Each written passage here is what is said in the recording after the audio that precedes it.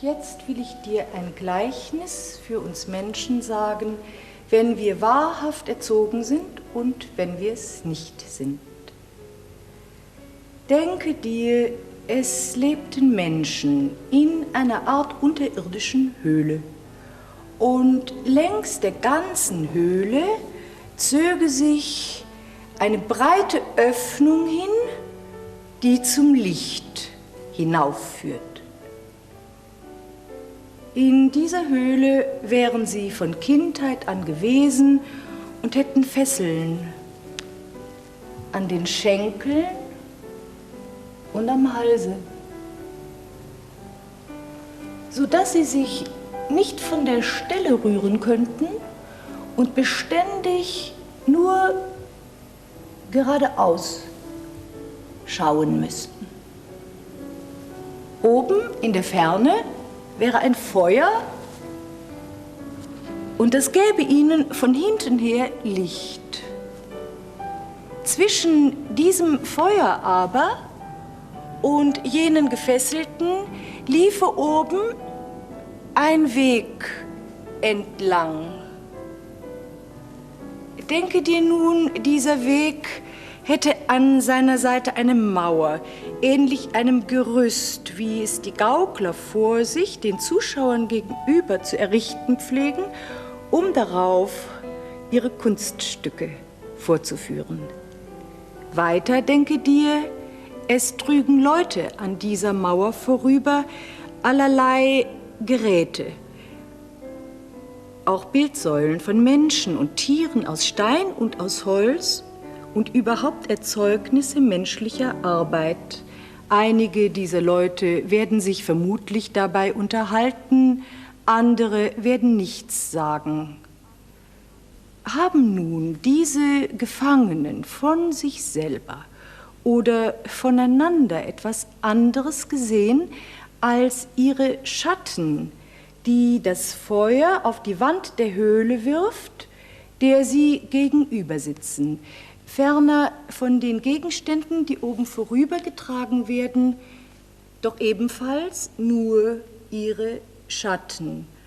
Und wenn sie miteinander sprechen können, dann werden sie doch wohl in der Regel von diesen Schatten sprechen, die da auf ihrer Wand vorübergehen. Und wenn ihr Gefängnis auch ein Echo von der Wand zurückwirft, so werden sie doch wohl niemand andern für den Sprecher halten als den vorbeikommenden Schatten. Überhaupt, sie werden nichts anderes für wirklich halten als die Schatten von Gegenständen menschlicher Arbeit. Nun denke dir, wie es ihnen ergeht, wenn sie frei werden, die Fesseln abstreifen und von ihrer Unwissenheit geheilt werden. Es kann doch nicht anders sein als so. Wenn einer losgelöst wird, sofort aufstehen muss, den Hals wenden, vorwärts schreiten und zum Licht hinaufschauen muss, das alles verursacht ihm natürlich Schmerzen. Und das Licht blendet ihn so, dass er die Gegenstände, deren Schatten er bis dahin sah, nicht erkennen kann. Was wird der wohl sagen, wenn man ihm erklärt, bis dahin habe er nur eitlen Tand gesehen, jetzt sei er der Wahrheit viel näher und sähe besser, denn die Gegenstände, denen er jetzt zugewendet sei, hätten eine höhere Wirklichkeit.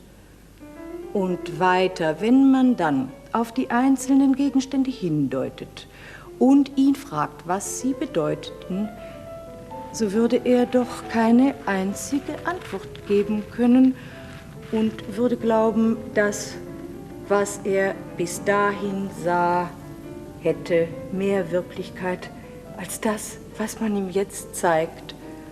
Und zwingt man ihn auch, in das Licht selber zu sehen?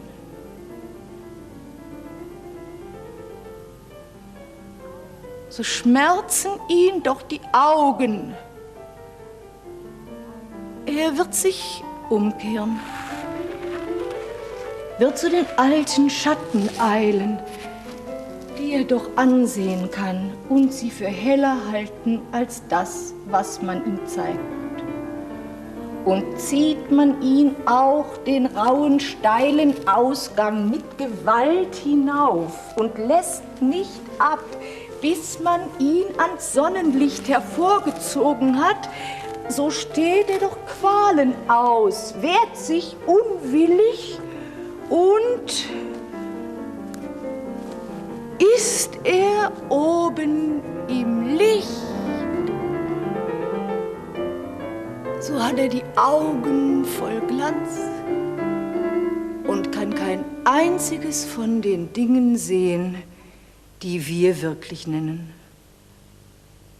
Er muss sich an das Licht gewöhnen, wenn er die Gegenstände hier oben sehen will.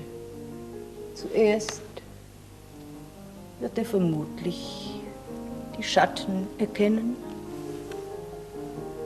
dann die Spiegelungen von Menschen und Gegenständen im Wasser,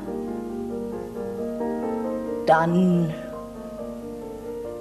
sie selber. Weiter wird er die Himmelskörper sehen und den Himmel selber. Und zwar besser bei Nacht den Mond und die Sterne, als am Tage die Sonne und ihre Strahlen. Schließlich wird er in die Sonne selber sehen können und nicht nur ihre Spiegelungen im Wasser oder anderswo hier unten erkennen, sondern sie selber an ihrem Ort. Er wird ihr Wesen begreifen.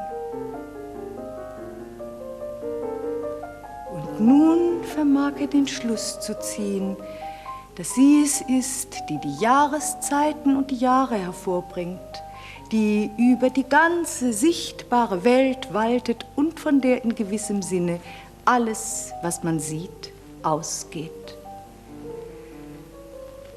Und wenn er jetzt an seine alte Wohnung zurückdenkt und an die dortigen Werte und an seine Mitgefangenen, so preist er sich doch glücklich über den Wechsel und bedauert jene. Und wie denkt er wohl über die Ehrungen und Lobsprüche und die Geschenke, die man dort unten voneinander erhielt, nämlich dann, wenn einer die vorüberkommenden Gegenstände recht genau erkannte und sich besonders gut einprägte, welche zuerst, welche nachher und welche zur gleichen Zeit zu erscheinen pflegten, wodurch er dann die in Aussicht stehenden leicht erraten konnte. Wird es ihn noch danach verlangen? Wird er die Leute beneiden, die dort in Ansehen stehen und die Macht in Händen halten? Oder wird es ihm so ergehen, wie es bei Homer steht?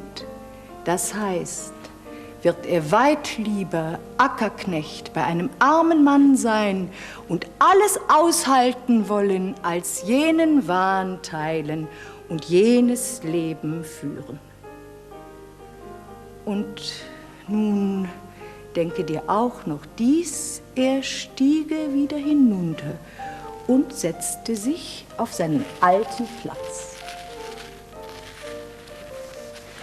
Wird er nicht die Augen voller Finsternis haben, wenn er so plötzlich aus der Sonne kommt?